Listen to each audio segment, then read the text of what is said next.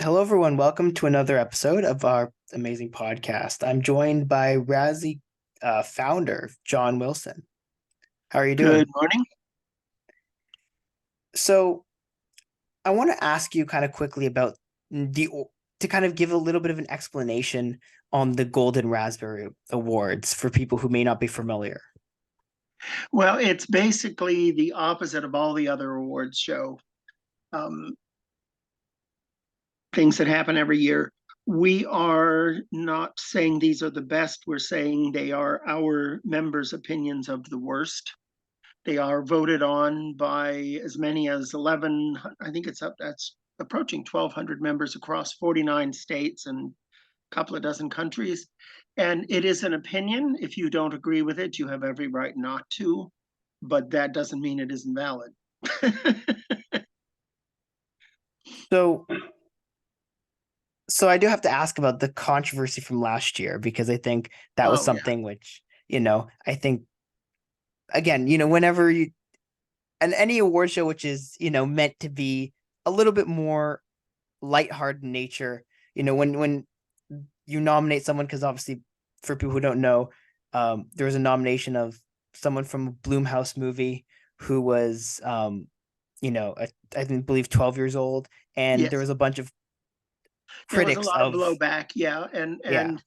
and they actually did us a favor by calling us on that. It gave us a chance to apologize, which we should. It gave us a chance to announce that our rules would no longer allow anyone under 18 to be nominated. And I was all prepared to go to bat and defend it because it was the member's opinion. And it just, the volume and degree of outrage that greeted it just suggested no, it would not be very smart of me to say, now, wait a minute. I would, however, point out we did apologize to the actress, but she had been in almost a dozen movies before that. It's not like, she had been the star of the elementary school play and they picked her out of nowhere. Let's just leave it at that. Well, and I think it was handled well in my opinion as an outside Thank you. viewer, but I was interested to hear what your kind of perspective on that was, because that did cause a lot of people to raise Oh their yeah, we eyebrows. Gail King on CBS Mornings berated us, which I watched that show every morning. And that morning, I was like, "Oh my gosh!" Yeah. Yeah, it was like, again, as someone who enjoys these awards, and as I find the entire academy and that entire system so pretentious, I personally love these because they're the opposite of that. Well, I they think are, it was. yes, they are meant to be a counterpoint to the Yeah. pomposity. And one of the things we try to pay attention to is we're kind of not doing what we're all about if we're pompous. So, Yeah. the whole thing of arguing about whether a 12-year-old who's made a dozen movies, blah, blah, that's on its face is, I will admit that that's me thinking about being pompous, and thank goodness I caught myself before I went public with it. Um, but yeah, the other thing about it is supposed to be funny. Yeah. And sometimes we're a little more cutting than maybe we should be. But I think people take it, as they take everything these days, far too seriously. We all, I think, the whole world, and especially the United States right now, we need things to laugh about. There's not a lot out there that's funny anymore. And if you're going to beat down the people who are at least trying to bring some laughter and humor into the world, you're going to have a pretty dour universe. And again, I think probably the most famous moment from the history of the Razzie Awards is probably the Halle Berry speech, Yes. right? And I think that's probably, again, off the top of my head, it's probably the most significant, like the probably the biggest splash that's kind of come out of the award show. And she handled it beautifully. Yeah. She was self deprecating. She was hilariously scatological in her remarks. Do you have any provisos as to what I can say? Because I love her quote, "Thank you, Warner Brothers, for putting me in a piece of shit, god awful Yeah. movie." And the other thing that I loved is it came out when she was promoting a more recent film, somebody asked her, "Well, what did you do with the award?" And she She said, burned "I it. set it on fire when I got home," which I loved that. That's, we handed it to you to do with it what you want. And, as I would think it would give off noxious fumes because it's mostly made of plastic. But yeah, I think that's, she she owned her bad. That's our motto. And when we responded to all the mishigas about the 12-year-old, that was us owning our bad. And I think in our press release, we said that we cannot ask the people I don't know if honoring is the right word for the Razzies, but if we're telling them to own their bad when we blow it, we got to own ours. So, So now I have to ask you this other question because I think this is something which, again, considering the fact that they're supposed to be fun awards, yeah, people get weird on the internet. But do you hate movies? no, no. Okay. Just This, got to clear that this, up because yes, this comes from a place of being a movie buff. yeah. Both of my parents were Depression era kids, and their parents, back in the Depression, it was only a dime to go to the movies, and you got to see two movies and cartoons, and you know, but they instilled in me a love of movies. I remember staying up late to watch the Academy Awards. I grew up in Chicago, and sometimes it would go till midnight. Um, and I remember my parents taking me out of school to go sit in the bleachers at the Oscars when I was a kid. They would take us out of school and let us ride the L train with them clear across Chicago to go see Marx Brothers movies or Gone with the Wind or Casablanca or whatever. I have a long history of loving movies. And the other thing to keep in mind is the amount of effort that's involved in keeping this thing going. I don't, if I were doing that from a place of hate, I would be an incredibly bitter person. I would be as dour as the universe I was just talking about. It has to keep it alive. It has to have an element of joy and love and intentional silliness to it. I hope it does.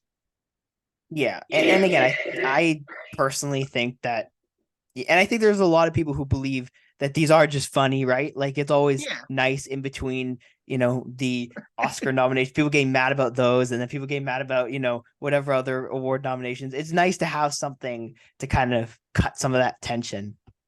So I Well, think, it's like the mustard to the other award shows, ketchup yeah. on your hot dog. A funny thing that came up this year, and I'm trying to remember if it was one of our members who mentioned it. There's a big deal this year with the Oscars about the quote unquote snubs, Hmm. specifically Margot Robbie and Yeah. Greta Gerwig. Is that her name? Gerwig, yeah. The woman who directed and the woman who played the title role in Barbie. And Hmm. somebody said, you could have a lot of fun pointing out that nobody gets mad if the Razzie snubs them. I mean, personally, I think I think the fact that everyone suddenly cares that the highest grossing movie of the year is not getting enough Oscar nominations is so weird. But Well, it's you not know, really what the Oscars are about, but one of the things um, that I actually worked with the Academy at one point. I did their entire electronic press kit for the year. I think it was the uninvited one, Best Picture. But they desperately want the huge audiences they used to have. And if they would look at their history and analyze it, they would realize they don't have to give the awards to the popular movies, but the years they have nominated popular movies, their highest rated show ever, and it was 70 million people tuned in, which is almost Super Bowl numbers, was the year Titanic was nominated. It did win a bunch of awards. And people always expect me to trash Titanic. I actually thought, okay, the dialogue was pretty bad. But the other elements of that movie, the structure, the setting, the pace, the plot, that movie was a love letter to the technology that was involved in creating that ship. And by the end of the movie, when it sank, you knew every inch of it and you understood what was being lost in addition to all the human lives. That to me, I didn't find myself bored or distracted or laughing out loud ever watching that movie. So to me, that's a good movie. I mean, and again, I think one of the problems with the Oscars, right, is that the what a good movie is and what an Oscar movie is. Like these definitions have evolved so much. There's certain genres which will never get acknowledged by the Oscars. I think superheroes specifically in that sense, like, I mean, to some extent they do, but very rarely, right? And so I think there's been this divide in the culture, which is interesting. Of course, the Razzies don't I have any of those divides, but I was also upset many years ago when my son was young. I took him out of school to take him to see an IMAX screening, the opening matinee of the first J.J. Abrams Star Trek movie.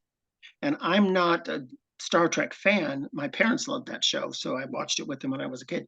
But that is one of my son's favorite movie going experiences of his whole life. It got good reviews. It made a lot of money. It was well made. And what did they nominate it for? Sound effects editing or something? yeah. I mean, if they're really about critical reaction, occasionally a critically well reviewed movie will make money. And if I'm not mistaken, the reviews on Barbie were pretty positive. It's quite anyone who's paying attention. If you're betting in an office pool, bet on Oppenheimer to win pretty much everything Yeah. because it's got an almost record number of nominations. But yeah, they wouldn't have looked stupid nominating Barbie for more awards.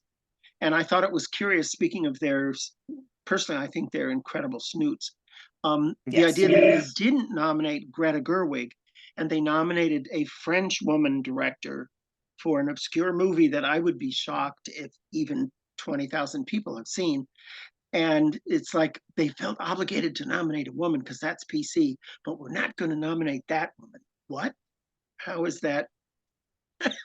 Also, the fact you can only nominate one woman is kind of ridiculous as well. Well, Like the yeah, fact that there's it's interesting that I'm pretty sure it's the first time ever a fairly significant number of the nominated achievements in the acting categories are people of color. Why should that still be a deal? And why should 96 years in, they finally have two Black actors competing with one another who are going to lose to, what's the guy's name from Oppenheimer? Robert Downey Jr. No, he's going to win supporting probably. No, the Oh, guy who I plays thought, Oppenheimer. Yeah, it's an Irish name. yeah, Cillian Murphy. There you go.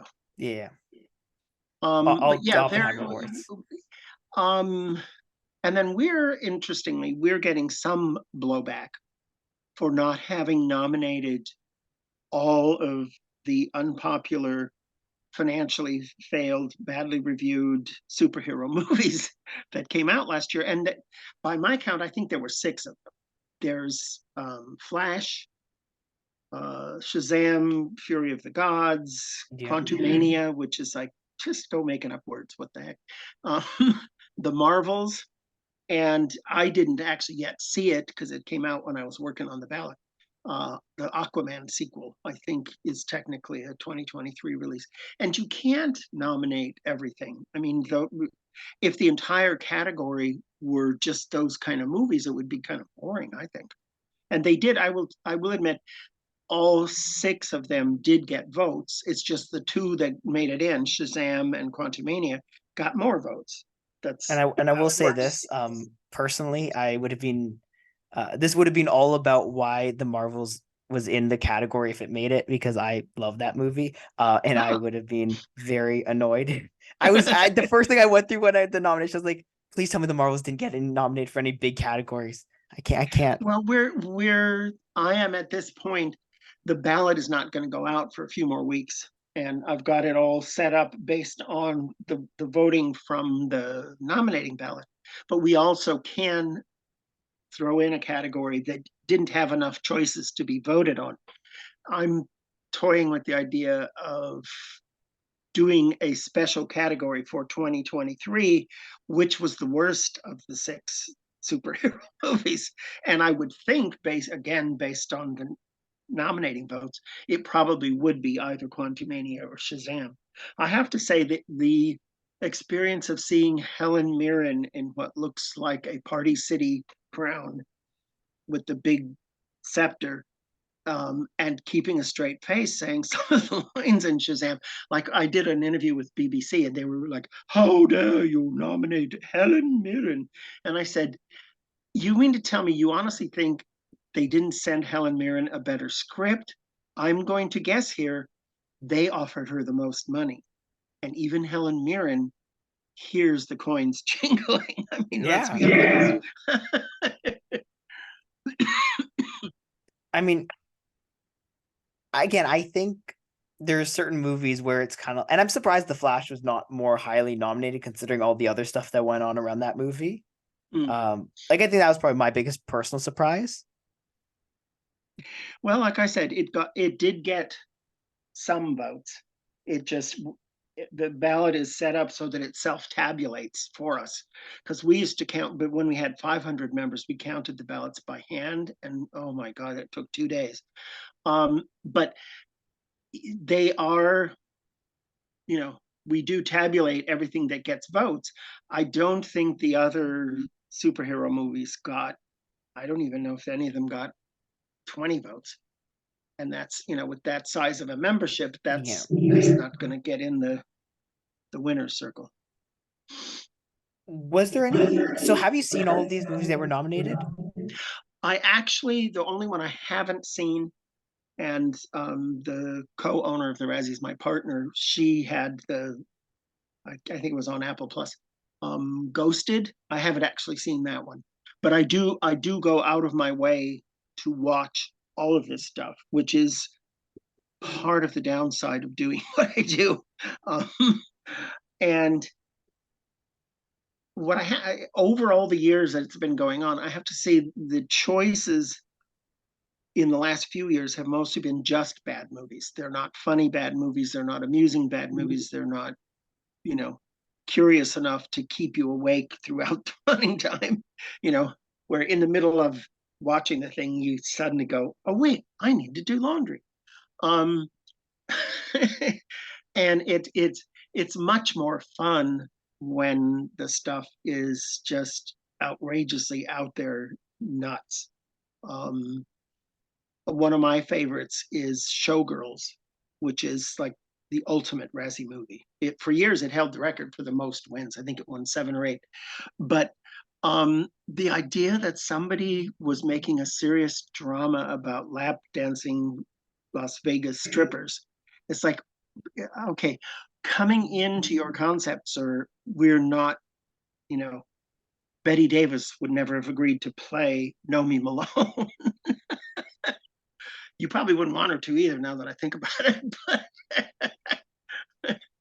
But yeah, the some of the concepts of these things, the one of the big disappointments to me this year, and it is nominated. I think it got nominated in every category. Well, wait, no, 5 categories. Winnie the Pooh, Blood and Honey. Yeah. Which on the face of it, it occurred to me when I was doing the BBC interview, the original author of that is British. And that was one of the ones they focused on in the interview. And I could see how, if you did it with tongue in cheek, I was saying, if it was done with an attitude like Monty Python, that actually could have been a very entertaining movie, because it's just the idea of Winnie the Pooh and Piglet going out and running over and stabbing and terrorizing half naked women. You could have gotten something entertaining out of that, and Yeah. instead it's just, I I would expect you probably haven't seen it, but it's just a bald-faced slasher movie with 2 guys in Halloween masks, and they also had to be very careful not to make those masks look like the Disney version, or Right. the original illustrator was a guy named Ernest Shepard. And I grew up, my parents, they read me those books when I was a child. I read them to my child when he was growing up. To me, there is a certain sacredness. Well, again, I'm starting to sound pompous, but that material, if you're going to come at it with some intelligence, not just a knife. Well, and I think you're right in the sense that like that movie had so much potential from like I remember the first trailer for that came out, right? Everyone was very interested in that movie, right? Because it just seemed cool, right? It seemed different, it seemed unique. But then it did end up taking itself way too seriously. And it Well, and made it one of the things I noticed when I was watching it is, um, they tell you, I think the narrator is supposed to be Christopher Robin, if I'm remembering correctly, who's coming home from college to visit Pooh and Piglet. But they tell you at the very beginning, as a way of not having to have Pooh and Piglet speak, that they're so mad at Christopher Robin for having gone away to school that they vowed never to speak again. And half an hour later, one of the victims is screaming at, I think it's Piglet, and he talks to her. And I'm like, wait a minute, did you read your own script? Why did you say that at the beginning if it wasn't going to hold true for the 90 minutes that the movie's unfolding? It's there's a degree of not only disregard for the source material and the audience, but yeah, it's I guess the word is trash. I mean, it really, other than that one sentence, Pooh and Piglet go on a killing spree. Yeah, that has potential, but and then I thought it was hilarious. Somebody else in arguably a ripoff of Blood and Honey, somebody else, because Mickey Mouse this year Yep. went into the public domain. Somebody else is doing, I think they're calling it the Mickey Mouse Trap or something like that. Hmm. And the guy who directed Blood and Honey was going to town on them about how, they're just being unoriginal and they better have some degree of elegance to this and blah, blah. And I'm thinking, did you see your own movie? Come on. You're in no position to criticize somebody who's imitating you. Yeah. I was going to ask you, do you think that Mickey Mouse movie, that Steamboat Willie movie, is in your mind, having obviously not seen it, the something you expect to kind of be in the nomination Possibly, process next year? possibly. I would expect, Winnie the Pooh had a dual copyright. Um, it was originally written about 100 years ago. Yeah, And apparently it's only the Steamboat Bill version of Mickey Mouse that's in the public domain. And that's correct. obviously Mickey Mouse has been redesigned and reimagined, as the industry loves to say. Um, I would think they have to be so careful to avoid being sued by, it's not like Disney doesn't still control the more modern versions of Mickey Mouse, and they have a reputation for suing the crap out of people. They have probably 1,000 lawyers on staff looking for lawsuits all the time. Um, I would expect, if you're Mickey Mouse is much likelier to be challenged legally, I should think, than Winnie the Pooh. I don't know. But I mean, yeah, I it's, think, and I don't just doing, again, if all you're going to do is put Mickey Mouse, it looks to me from, I think it was a teaser that I saw. It looks to me like it's a cross between Mickey Mouse and Five Nights at Freddy's. yeah. And again, there's nothing particularly original about either of those notions. When you look at the nominees from this year, right? Is there anything you see and you're like, I had such high expectations, and just to see the movie name or the actor name, is there any movies you're kind of like, I had such high Well, expectations for this movie? I actually liked the first Meg. I, Okay. I actually watched it more than once. And this one is, it's everything that's wrong with sequels. It's there. One of my favorite Mel Brooks lines is in Spaceballs. He says, "We're going to come out with Spaceballs 2, The Search for More Money." That's what this movie is.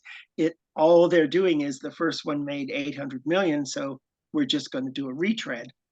And yeah, that one did disappoint. I wasn't expecting it to be, Oppenheimer, but it it should have felt obligated to have more to it than just, we're going to make it a bigger shark.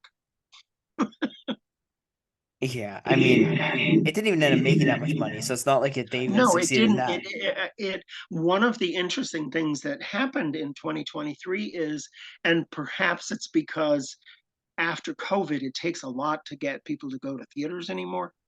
But the public seems to have finally woken up to just how devoid of any real entertainment value sequels are. Sequels in general, superhero movies in particular, they all seem to have fallen on their faces when remakes.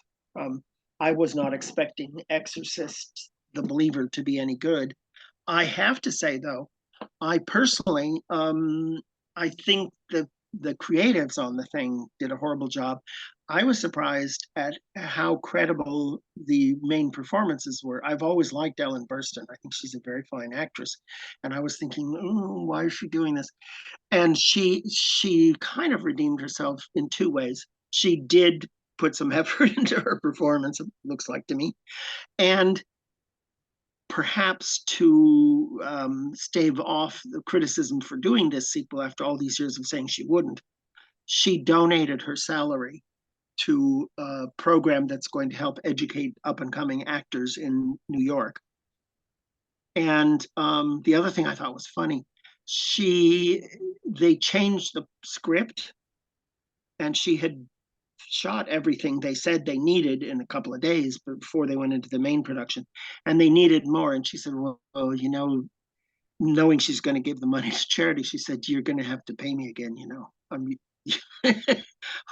My contract didn't cover beyond that first week of shooting." And she stood up for herself. It's one of the Odom brothers. I don't remember which one of them is. Plays the father of one of the two girls. That's another thing that's kind of like Meg too. There's two little girls possessed by Satan now. There's not just one. And the funny backstory on that is that in order to have the right to do a remake, they had to buy off the original filmmakers. They Mhm. paid them $400 million. And this first movie cost $160 million and grossed $120 million. And the contract calls for them to make 3 movies. So they're kind of sitting there going, oh man, how are we going to get 2 more out of this? That's good. Like I think sequels are probably very much movies which are easy to see. Like it's very easy to see them failing, and I think this year, and I think you're right, we've seen a very very strong change in moviegoers' preferences. Um, we've also seen the least billion-dollar movies we've seen it since I think 2015 or even before that. Um, like I've post COVID, obviously. So I think it'll be interesting because obviously box office is a factor, right? When you look at what Yeah, people's it's perception because of these movies are. because it's Hollywood's yardstick of what they consider successful. We do factor that in, and we have given Razzies to movies that made money. Um, what was the Stallone one? Oh, the second Rambo movie was actually a Yeah. huge box office hit, but our members found the whole mindset of it offensive. I think Jurassic World last year, I think it made money if I'm remembering that I think correctly. so, yes, and one or two things from that were nominated, and some people were saying, "Well, it was a moneymaker." Yeah, making It money was a does not bad either movie. guarantee you Oscar consideration or get you out of Razzie consideration. The other thing I thought was interesting, and it wasn't the case this year, at least, you know, but it was the case last year, and I think it was last year because last year Blonde was nominated, Yeah. and that was a movie which when it came out, there was this idea, oh, maybe it's gonna get some Oscar buzz, and it doesn't get any. No, well, And she was nominated. In fact, our members chose to nominate everything about that movie except Anna de Armas, who played Marilyn yeah, Monroe, because if you could separate out all of the kind of controversy. twisted attitude about women that was throughout that entire Yeah, movie, to me, it was like, we're going to reveal what was done to Marilyn that was so horrible, and we're going to show it in graphic, explicit detail. yeah, It's like, I don't think you make up for having raped somebody by filming it. yeah. Well, and Like I think she actually, I did think she was good, and everyone assumed because it was nominated in so many categories that we had nominated her. And when I was doing an interview on BBC last year, the guy said we had nominated her, and I had an edge in my. I said, "We did not, sir. Did you do your research?" She is not nominated. She's nominated for the other one. But this year she is. She's one of the stars of Ghosted, and she is listed in the worst actress Yeah. category. Yeah, so that was because that was interesting because that movie I think you probably expect to get 8 Oscar nominations, but instead I got 8 Razzies, Razzie nominations. So I think that was kind of funny. And this year that wasn't the case at all. Like there was nothing here where you're kind of like, oh, that they probably were making that expecting an Oscar, and now they're getting a Razzie. Well, they're the one of the few titles that is actually nominated in both, but I don't think it's in any major categories in ours. And it's not in any major categories in the Oscars either. Is Indiana Jones Yeah. and the Dial of Let's All Go Home Now. Um, I don't understand. After the last one didn't totally bomb, but nobody liked it. It actually did win the Razzie for worst remake ripoff. However many years ago that was. That was probably in the mid '90s. But um, yeah, there aren't a couple of times when I was working on stuff for the Academy, and my attitude was, I'm not going to tell them who I am until the last minute because if they get pissed off, I could get fired. But I once did an interview with the woman who was the head of the Academy at the time. Right. Faye Kanan, I think is her name, a really talented screenwriter. And my client thought it would be funny to tell her who I was right off the top of the interview. And I'm like, oh, I hope this goes well. And she said, oh, no, you guys are really funny. And you know what? If we're doing our job and you're doing ours, we really aren't competing. Well, So, in theory, I mean, I think there should be like I think this is a good motivation for people to like make good and put out good movies, right? Like, yeah, it's one of the phrases I use a lot is we are not saying how dare you, we're saying why did you? If you're Helen Mirren and you're an Academy Award winner and you are one of the most respected actresses on earth, what are you doing in Shazam yeah. Fury of the Gods unless you're doing it for money? And my partner said, well, we don't really know that. And I said, come on, yeah, we do. Unless you really saw the script and said, "This is amazing. This is gonna Yes, I be, I want to do this scene where yeah." 5 teenagers are around me yammering and I'm threatening to destroy the earth. And yeah, it's just of all of the superhero movies that I saw, the self-importance of that one was quite ridiculous, I thought. Well, I think it's interesting because the first one was good. I mean, I didn't love it, but it was a lot of people thought it was really good, and I thought it was okay. Like, it was interesting that the second one just was so awful compared to the first one. Well, some of that comes from the fact that often when they do a sequel or a remake, nobody who had anything to do with that first one, they get a screen credit by Writers Guild rules. Rules, But yeah. they often don't bring the people who made the first one work back.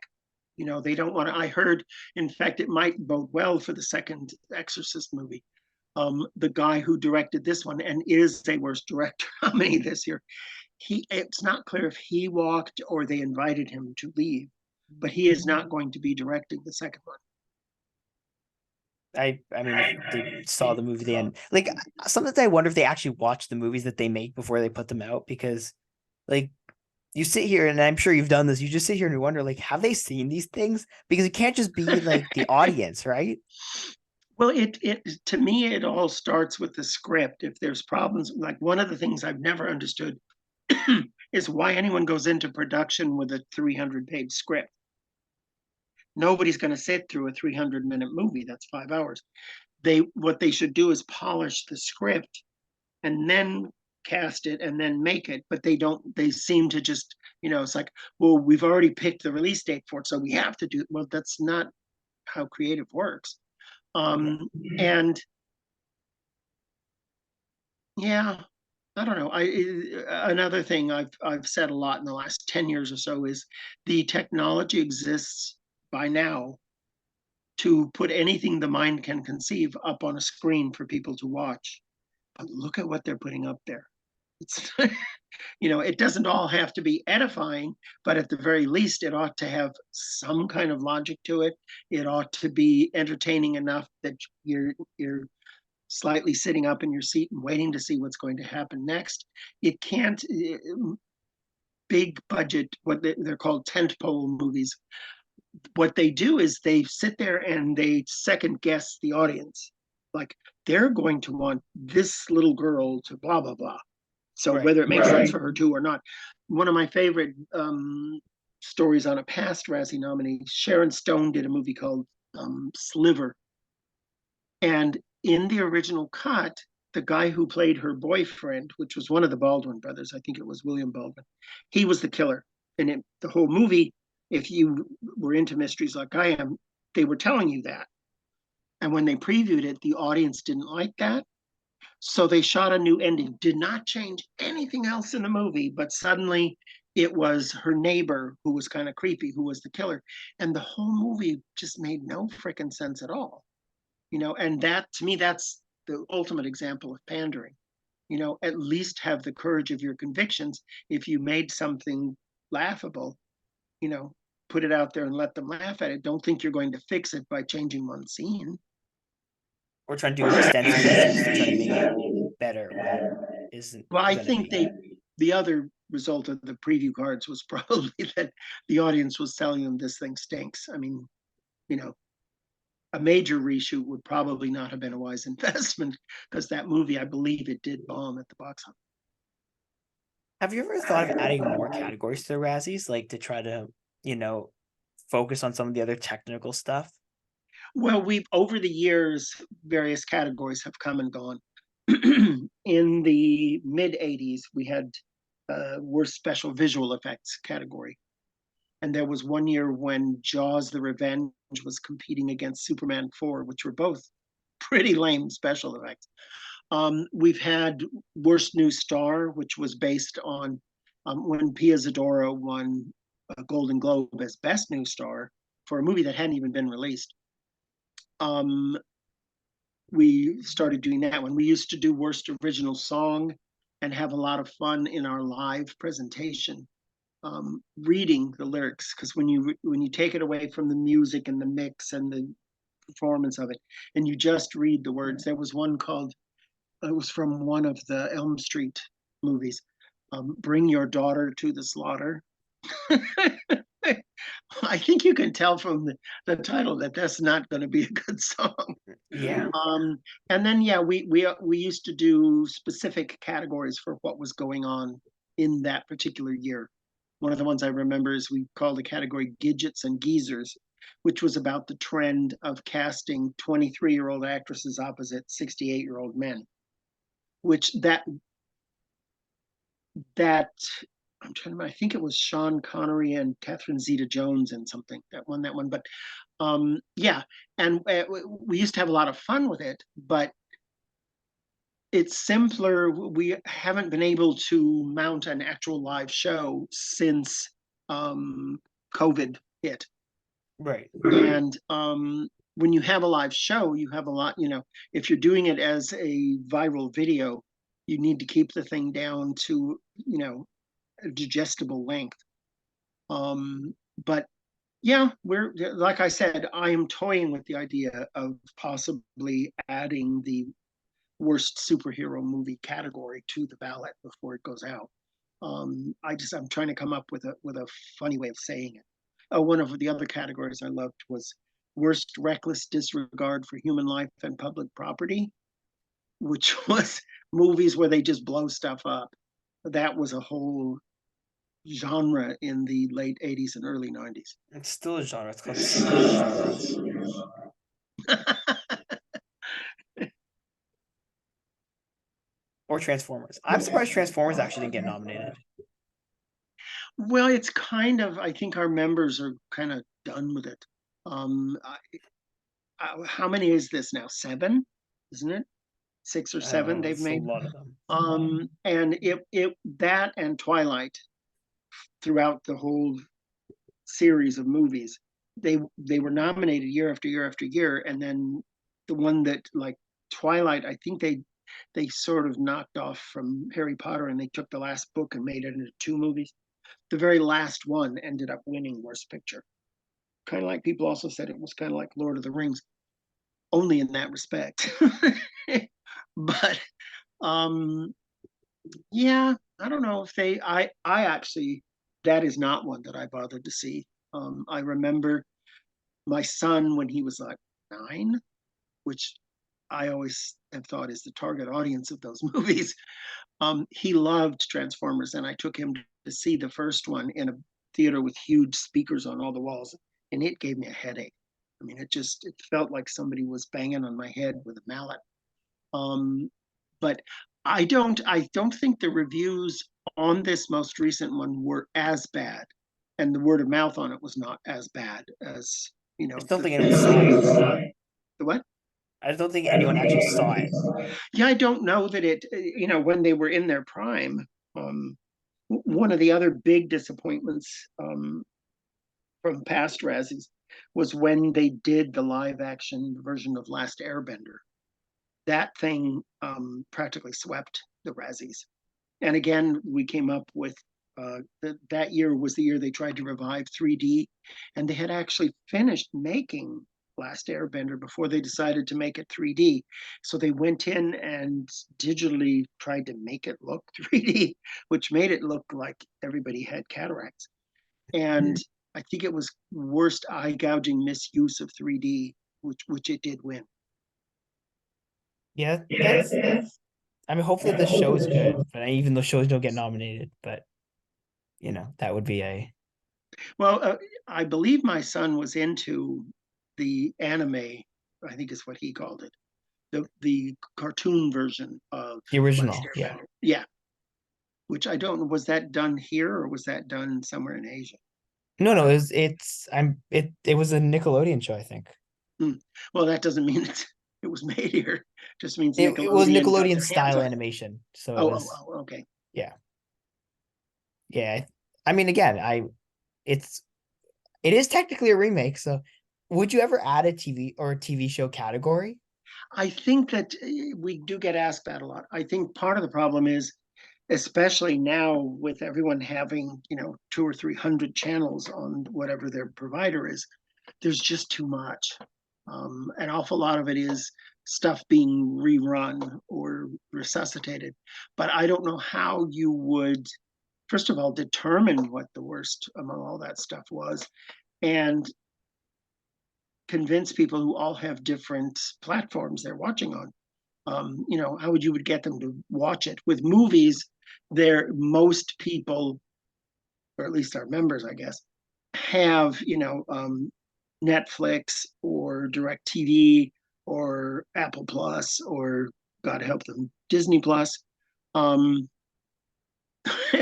there are ways to see this stuff, and the things that are on what I would call sub channels or lesser platforms, it might be bad, but how is somebody going to see it? But I feel like again, there are a few things where it's kind of like, oh, like they because especially now with the streaming movie streaming shows kind of being they almost can be equally as terrible and sometimes more because the shows are long. Like I mean, you would have to probably put like limits on it generally, but like with the streaming rise of streaming, I would feel like it makes like it would kind of work in the same way. Well, yeah, but like I said, there's just the volume of that stuff compared to what we were actually happy when the Academy a few years back, I think it was in response to the shutdown for COVID, they finally permitted streaming stuff to be considered. Right. And they, I believe, have reverted back to it's supposed to have been theatrically released, be considered. And we just decided, well, you're kind of moving backward there. But yeah, a series. First of all, if it's a TV thing, I'm assuming that it's multi-episode, Yeah. and some of them only last 6 episodes.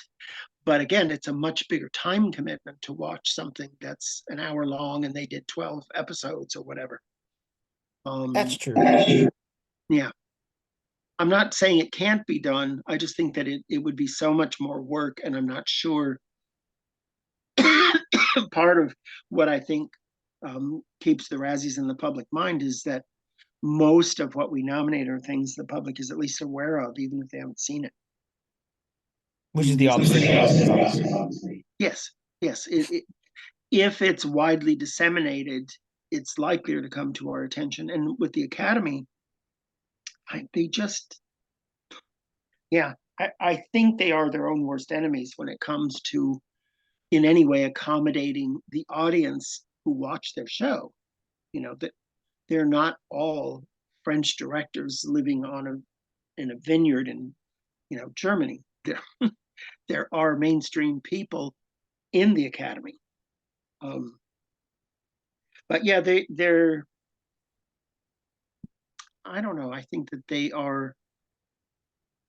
they think they're much classier than most people actually think they are. That's one thing I would I say. think they just lose relevance and they're trying to regain that now. And they've kind of just been stepping on their own toes. I know the Golden Globes did Best Box Office Oh Award. yes, that which is the one award everyone knew Barbie would win.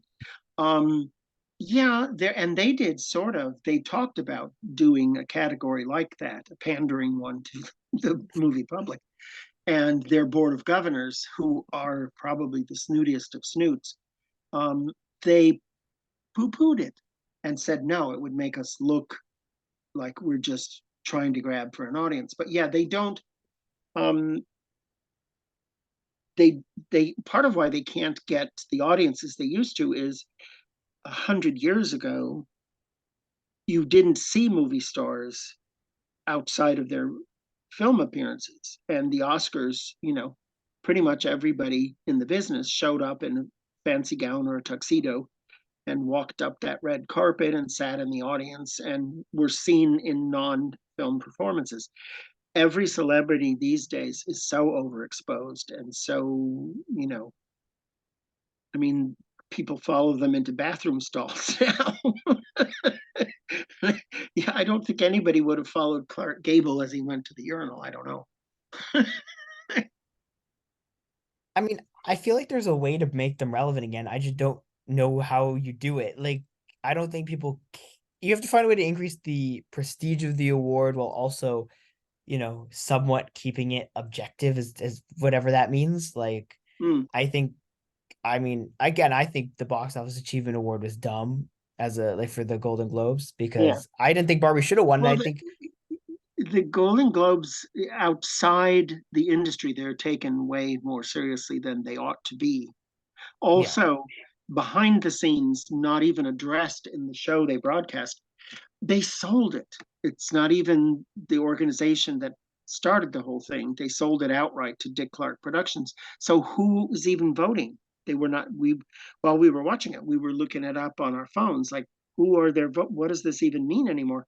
And they don't really have that many members either. But um, one of the things I suggested, I have a very good friend who is a Academy member. She only gets to vote for Best Picture because she's not a technical person. I mean, that part of the Oscars makes sense. The yeah, actors vote for actors, the editors, blah blah blah. But I said one of the big boring parts of the show is they always seat the people from the minor categories in the third balcony. And when they announce those awards, which they usually do early in the show, the audience is sitting there for 30 to 90 seconds waiting for the person to even get to the stage. And I was saying, why not during the commercial before you're doing a minor category, bring them all down to the third row so that you're not wasting all that time with nothing going on. And then when the category's over, they go back to the third balcony because you really have no respect for them. But um, yeah, the pacing of the show, the length of it. I Somewhere I heard they have actually decided this year to start the show an hour earlier than they used to, so it will end an hour earlier. That's probably smart in terms of people not turning away at the end, but I don't know how you make something that's part of my theory about why award shows in general are losing their audiences. The idea of millionaires patting each other on their backsides and kissing each other's cheeks and accepting gold statues is not relevant to most people. It never really was, but it's even less relevant given what the world has been through in the last 3 or 4 years. I mean, the way I've kind of always said that that should be done is they should have like, maybe 15% of the total vote share be fan votes, right? And so it's not a Oh, significant portion, but at least it's enough to keep people engaged, right? so it would, yeah, so it would reflect um, Like, again, it's still a popular small taste. percentage of what of so you can't, because obviously anytime you give it too much to fans you can end up with the trolls, and that can end up badly. But if there's some stake in it, then maybe you see a little bit more of an evening out, so to speak, right, when it comes to nominees, when it comes to people who win, so people have a stake, a reason to kind of tune in. Well, and the feeling that the Academy gives a flying you know what about public opinion, Yeah. because it's not a mainstream show, I don't think. Um, I also thought it was interesting that I did see what I thought was a very strange and rather tasteless movie, a thing called Saltburn, because it was Yes. in the industry, it was getting an awful lot of buzz. And I was somewhat surprised and not really disappointed. I don't think it got nominated for anything. It I'm pretty got sure. nominated for one movie, I think, or one Uh, category, sorry. I oh, don't maybe remember. what, music or song, something minor if it was nominated. Oh, it didn't get any. It was a Golden Globe it got. I don't just remember there being. Oh, it was not yet. The lead actor and the woman who played the second actor's mother were both nominated, and I don't think it won either one of those either. And I Yeah. don't know. I apparently the SAG nominations have come out, but if they did, it didn't get much attention because I don't know what they nominated. Yeah, it was. I mean, I think it was getting a bunch of hype for no reason. Like Priscilla was the same way, right? Like it got a lot of Oh, hype and it didn't get nominated. I don't think got nominated for well, anything, which, has that even come out? yeah, it Priscilla. came out That's the one this year. about Elvis's widow, right? She's a very Yes. interesting woman, I think, because she was basically a living Barbie, is why Elvis married her. And, and she has shown herself to at least have financial savvy managing the estate of Elvis Presley, which, from what I've heard, is a huge amount of money. Yeah, and it came out in November, and I think that it was something. I think it was something which, honestly, I was kind of surprised again. I don't know if it was in the conversation for Razzie at all, but I think there were some things about that movie personally which were kind of like, yikes.